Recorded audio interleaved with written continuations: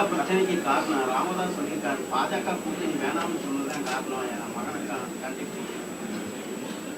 அது அவங்களுடைய உள்கட்சி பிரச்சனை.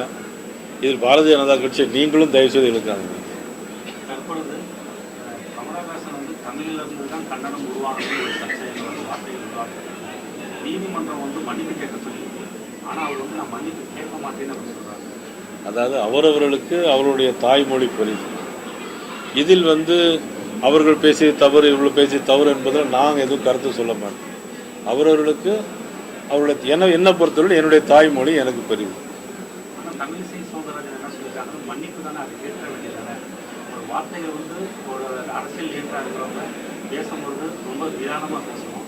ஆனால் அதை தவறியிருக்காரு கமலஹாசன். ஒரு மன்னிப்பு கேட்கறதுனால என்ன இருக்கு, இந்த மாநிலங்களுக்கு ஒரு ஒற்றுமை இருக்குமே அப்படின்னு.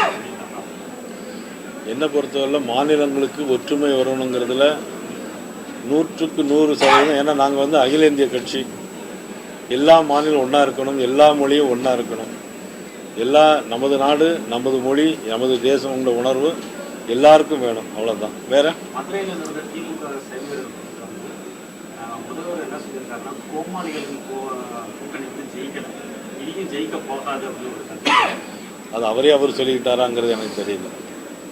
வீடியோ வெளியிட்டு இந்த மாதிரி ஒரு வட்ட செயலாளர் சொன்னாரு, இந்த மாதிரி 10 மணிக்கு கால் பண்ணி கேட்டேன், யார் அந்த யாருக்கு கேட்டேன், அதுக்கு சரியான விளக்கம் கொடுக்கல, யார் அந்த சார்ஜ் சொல்லல, அது வெளியில வரைக்கும் நான் பண்ண மாட்டேன் அப்படின்னு சொல்லியிருக்காரு. அதுக்கு அமைச்சர் மாசு என்ன சொல்றாருன்னா, ஒரு வட்ட செயலாளர் சொன்னாலும் ஒரு குற்றச்சாட்டை சொல்றாரு, இது முதல்ல குற்றச்சாட்டா, அது அவருக்கா தெரியுமா அப்படின்னு சொல்லி அமைச்சர்.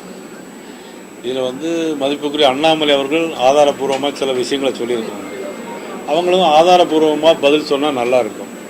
என்னை பொறுத்தவரைக்கும் அதே பிரச்சனை தான், அதே கேள்வி தான் நானும் கேட்குறேன். அதாவது நீதிமன்றத்தினுடைய கருத்துக்குள்ளே நான் போக முடியல, விமர்சனம் செய்யக்கூடாது. ஆனால் அதே நேரத்தில் காவல்துறை குற்றப்பத்திரிகை தாக்கல் செய்யும்போது சரியான முறையில் அது தாக்கல் செய்திருந்தால் அந்த சாருக்கும் விடை கிடைத்திருக்கும். இன்னொன்று, இப்பொழுது அவசரமாக திமுக ஆட்சிக்கு வந்து 4 ஆண்டுகள் ஆகிவிட்டது இல்லையா? 4 வருஷம் ஆகிட்டா இல்லையா? 4 வருஷம் ஆகிடுச்சு. எத்தனையோ பாலியல் வழக்கு. 2024 ஒரத்த நாட்டில் துணை முதலமைச்சருடைய ரசிகர் மன்றத்தில் ஒருத்தர் இருப்பதாக, அவர் பேர் கவிதாசன், ஒரு பெண்ணை பாலியல் பலாத்காரம் பண்ணார். அந்த வழக்கு என்னாச்சு? ஏன் அந்த வழக்கை முடிக்கலை? அண்ணா நகரில் மனநலம் குன்றிய ஒரு பெண்ணை 1 வருடமாக 10 பேர் மானபங்க பாலியல் வன்கொடுமை கொடுத்ததாக சொன்னாங்க. அந்த வழக்கு என்னாச்சு? அதே மாதிரி 10 வயது சிறுமி பாலியல் பலாத்காரம் பண்ண போய் அந்த பெற்றோர்கள் மனு கொடுக்க போன அந்த பெற்றோர்கள் மீதே புகார் சொன்ன போலீஸ், அந்த வழக்கு என்னாச்சு? இது என்னாச்சுன்னு நாங்கள் அண்ணாச்சிட்டு தான் கேட்குறோம், பதில் தான் இல்லை. இதுக்கு மட்டும் ஏன் அவசரம்? இப்போ நீங்களே ஒரு மனசாட்சியோடு சிந்தித்து பார்க்கலாம் இல்லையா? இந்த வழக்கு வந்து இதே மாதிரி எல்லா வழக்கையும் 157 நாட்களும் முடிக்கணும். இந்த வழக்கில் அப்ப யாரை காப்பாற்றுவதற்காக?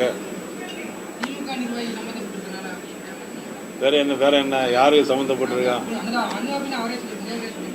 உண்மைதான். 8 கொலை இல்லை, அப்படி ஒரு நாள். அதான் காவல்துறை வந்து எங்கேயுமே சரியான முறையில் தன்னுடைய கடமைகளை செய்வதில்லை. எப்பொழுதெல்லாம் திமுக ஆட்சிக்கு வருதோ அப்பெல்லாம் காவல்துறை வந்து அந்த திமுக ஆட்சியினுடைய ஏவல் துறையாக மாறிடும்.